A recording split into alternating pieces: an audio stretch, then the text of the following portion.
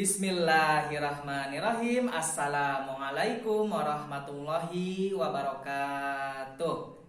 Halo semuanya, bagaimana kabarnya hari ini? Alhamdulillah semuanya dalam keadaan sehat ya. Semoga selalu sehat dan senantiasa berada dalam lindungan Allah Subhanahu wa taala. Nah, pada kesempatan yang berbahagia ini kita berjumpa kembali pada mata pelajaran IPS untuk kelas 9 dan akan membahas mengenai Proklamasi Kemerdekaan Indonesia. Tujuan pembelajarannya yaitu setelah mempelajari materi ini, kalian diharapkan dapat memahami kronologis Proklamasi Kemerdekaan Indonesia. Apa manfaatnya? Manfaatnya yaitu dapat menumbuhkan semangat nasionalisme dan patriotisme sehingga bisa mengisi kemerdekaan ini dengan hal-hal yang positif, dengan prestasi-prestasi, dengan kontribusi nyata bagi bangsa dan negara. Nah, untuk memulai kegiatan pembelajaran ini, marilah kita membacakan basmalah dan sholawat bersama-sama. Bismillahirrahmanirrahim. Allahumma sholli ala sayyidina Muhammad wa ala ali sayyidina Muhammad. Nah, mengenai proklamasi kemerdekaan ini, apa saja yang akan kita bahas? Pertama, kita akan membahas persiapan kemerdekaan Indonesia. Yang kedua, peristiwa Rengas Dengklok.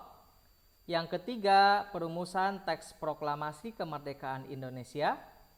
Yang keempat, proklamasi kemerdekaan 17 Agustus 1945. Dan yang kelima, sambutan rakyat terhadap proklamasi kemerdekaan, ya. Nah, itu dia pokok-pokok pembahasannya. Mari kita bahas satu persatu.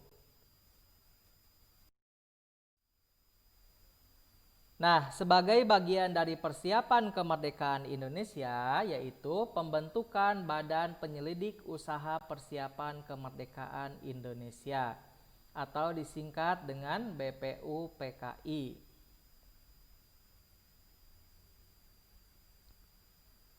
BPUPKI dibentuk pada 1 Maret 1945.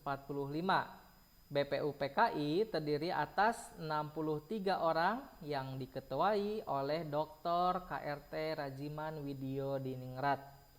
BPUPKI mengadakan sidang sebanyak 2 kali. Sidang pertama dilaksanakan pada 29 Mei sampai 1 Juni 1945 dan sidang kedua dilaksanakan pada 10 sampai 17 Juli 1945. Nah, ini dia ya, tokoh Ketua BPUPKI, Dr. KRT Rajiman Widyo Diningrat. Nah, selanjutnya kita akan membahas sidang pertama BPUPKI pada 29 Mei sampai 1 Juni 1945. Sidang BPUPKI yang pertama membahas tentang rumusan dasar negara Indonesia Merdeka. Untuk mendapatkan rumusan dasar negara yang benar-benar tepat, maka acara dalam sidang ini adalah mendengarkan pidato dari 3 tokoh utama pergerakan nasional Indonesia, yaitu Mr. Muhammad Yamin, Mr. Supomo, dan Insinyur Soekarno. Gagasan mengenai dasar negara yang dikemukakan oleh masing-masing tokoh. Nah, ini dia ya gagasannya. Mr. Muhammad Yamin menyampaikan gagasannya itu pada 29 Mei 1945. Isi gagasannya yaitu peri kebangsaan, peri kemanusiaan, peri ketuhanan, peri kerakyatan, dan kesejahteraan rakyat. Mr. Supomo menyampaikan gagasannya 31 Juni 1945. Gagasannya yaitu persatuan, kekeluargaan, keseimbangan lahir batin, musyawarah, dan keadilan rakyat. Dan tokoh berikutnya yaitu Insinyur Soekarno yang menyampaikan gagasannya yaitu pada tanggal 1 Juni 1945, yang berisi kebangsaan Indonesia, internasionalisme atau perikemanusiaan, mufakat atau demokrasi, kesejahteraan dan ketuhanan yang Maha Esa. Gagasan mengenai rumusan 5 dasar negara Republik Indonesia yang dikemukakan oleh Insinyur Soekarno pada tanggal 1 Juni 1945 dikenal dengan istilah Pancasila. Peristiwa ini dikenang dengan ditetapkannya tanggal 1 Juni sebagai hari lahirnya Pancasila. Sampai akhir masa sidang pertama ini, belum ditemukan kesepakatan rumusan dasar negara Republik Indonesia yang benar-benar tepat. Oleh karena itu, dibentuklah suatu panitia kecil yang beranggota 9 orang yang diketuai oleh Insinyur Soekarno. Panitia ini dinamakan Panitia 9. Tugasnya adalah mengolah usulan dari anggota BPUPKI mengenai dasar negara Republik Indonesia. Pertemuan Panitia 9 menghasilkan rumusan yang disebut Jakarta Charter atau Piagam Jakarta yang disetujui secara bulat dan ditandatangani pada 22 Juni 1945. Nah, ini dia ya Piagam Jakartanya itu. Bisa kalian lihat sendiri ya dan dibaca. Selanjutnya, kita akan membahas sidang kedua BPUPKI. Nah, ini dia ya suasana sidang kedua BPUPKI yang berlangsung pada 10 sampai 17 Juli 1945. Apa yang dibahas pada sidang ini? Sidang kedua membahas rencana Undang-Undang Dasar dan bentuk negara. Mengenai bentuk negara, mayoritas peserta sidang setuju dengan bentuk republik. Selanjutnya dibentuk panitia perancang Undang-Undang Dasar yang diketuai oleh Insinyur Soekarno. Apa hasil kerja panitia perancang Undang-Undang Dasar?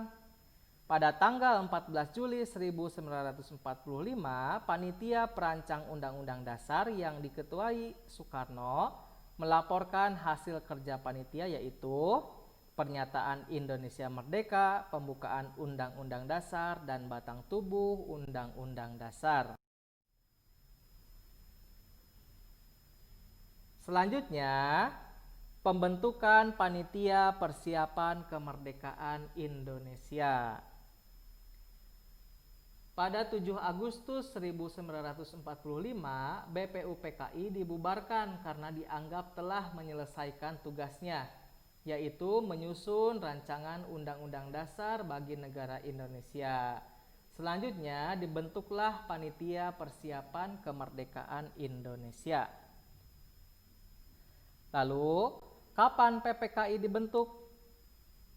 Secara simbolik, PPKI dilantik oleh Jenderal Trauci pada tanggal 9 Agustus 1945 dengan memanggil 3 tokoh nasional yakni Insinyur Soekarno, Dr. Andes Muhammad Hatta, dan Dr. Rajiman Widyodiningrat ke Saigon atau Dalat di Vietnam ya. Apa tugas PPKI? Tugas utama PPKI adalah mempersiapkan segala sesuatu berkaitan dengan keperluan pergantian kekuasaan dari pihak Jepang kepada bangsa Indonesia. Nah, ini dia ya struktur PPKI. Ketua Insinyur Soekarno, Wakil Ketua Dr. Andes Muhammad Hatta, dan Penasihat Ahmad Subarjo dengan anggota-anggotanya yang berjumlah 24 orang ya. Selanjutnya, kita akan bahas peristiwa Rengas Dengklok. Nah, ini akan diceritakan secara kronologis ya. Berita tentang menyerahnya Jepang kepada sekutu diketahui oleh beberapa tokoh pemuda, terutama Sultan Syahrir. Kapan Jepang menyerah kepada sekutu? Yaitu pada tanggal 14 Agustus 1945. Syahrir dan beberapa pemuda mengusulkan Soekarno-Hatta agar secepatnya memproklamasikan kemerdekaan tanpa melalui PPKI, karena Sekutu akan menganggap kemerdekaan Indonesia sebagai suatu kemerdekaan hasil pemberian Jepang. Usulan Syahrir tersebut tidak disetujui oleh Soekarno-Hatta. Mereka berpendapat pelaksanaan proklamasi harus melalui PPKI sesuai dengan prosedur maklumat Jepang, yaitu pada tanggal 24 Agustus 1945.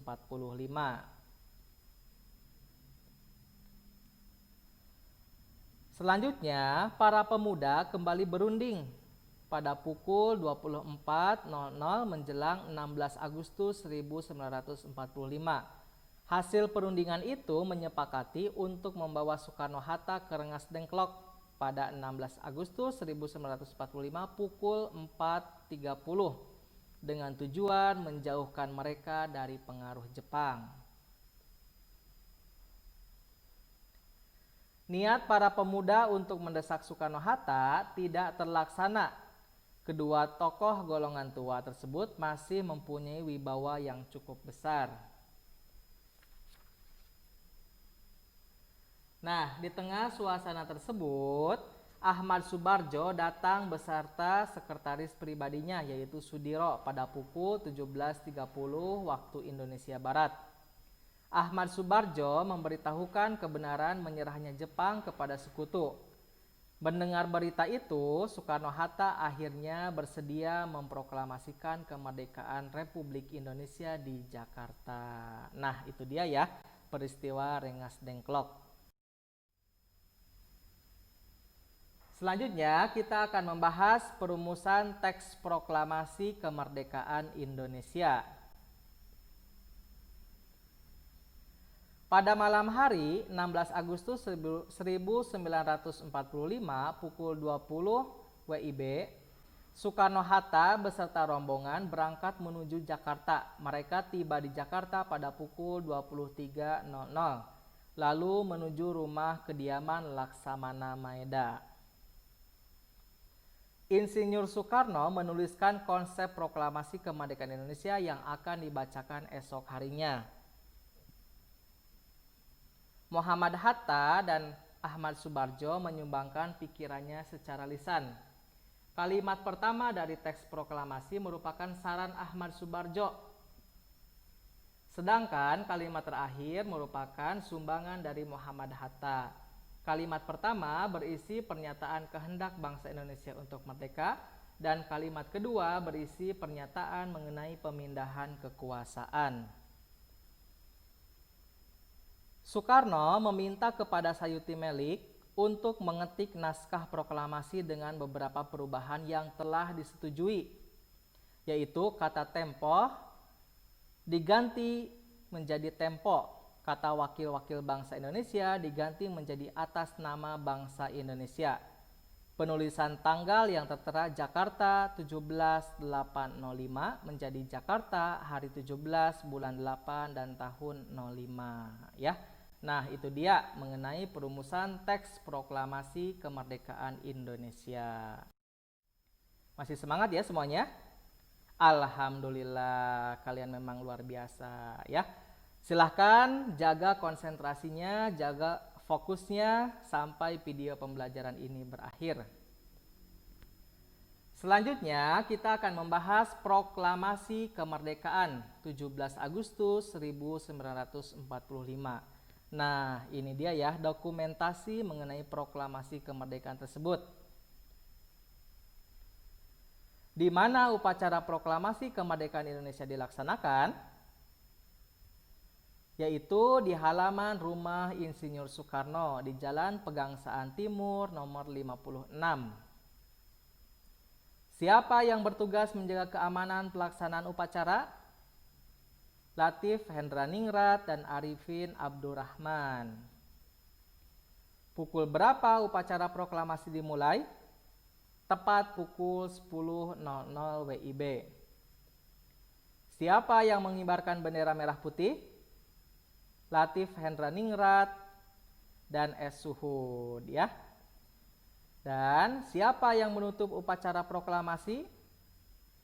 Upacara proklamasi ditutup oleh sambutan Wali Kota Jakarta Suwiryo dan Dr. Muwardi. Nah, itu dia ya, mengenai proklamasi kemerdekaan 17 Agustus 1945.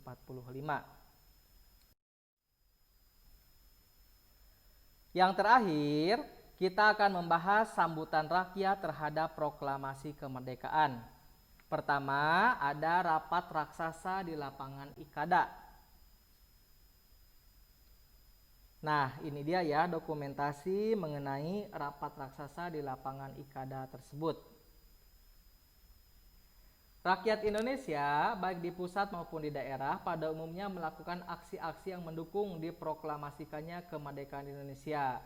Para pemuda yang dipelopori oleh Komite Van Aksi Menteng 31 menghendaki agar para pemimpin perjuangan kemerdekaan mau bertemu dengan rakyat dan berbicara di hadapan mereka mengenai kemerdekaan Indonesia sebagai puncak perjuangan bangsa. Rencana ini dilaksanakan dengan dua cara, yaitu persiapan pengerahan massa dan menyampaikan rencana itu kepada Presiden.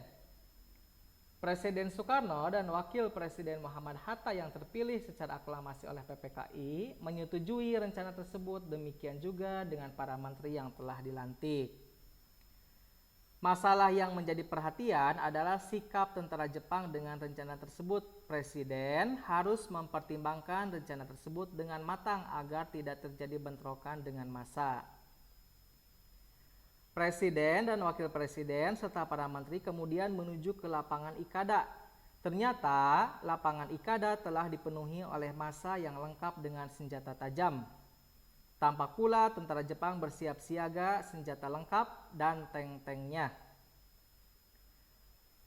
Melihat kondisi ini, tampaknya bentrokan antara pasukan Jepang dengan massa dapat terjadi sewaktu-waktu. Mobil Presiden dan Wakil Presiden diberhentikan sebentar oleh Komandan Jaga sebelum dipersilahkan masuk ke lapangan Ikada.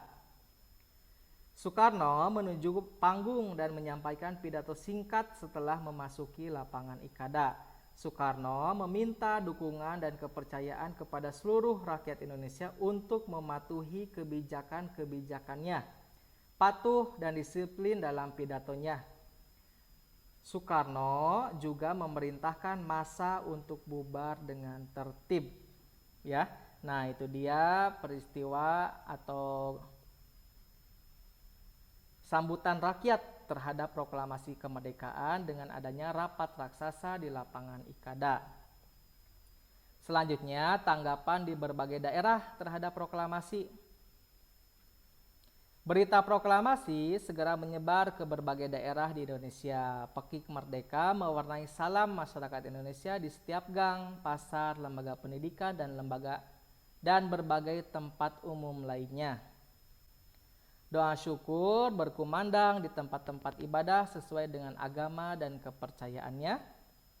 Rasa syukur terhadap kemerdekaan bukan hanya diucapkan dengan lisan, tetapi juga dibuktikan dengan perbuatan. Semangat kemerdekaan telah membakar keberanian rakyat Indonesia di berbagai daerah.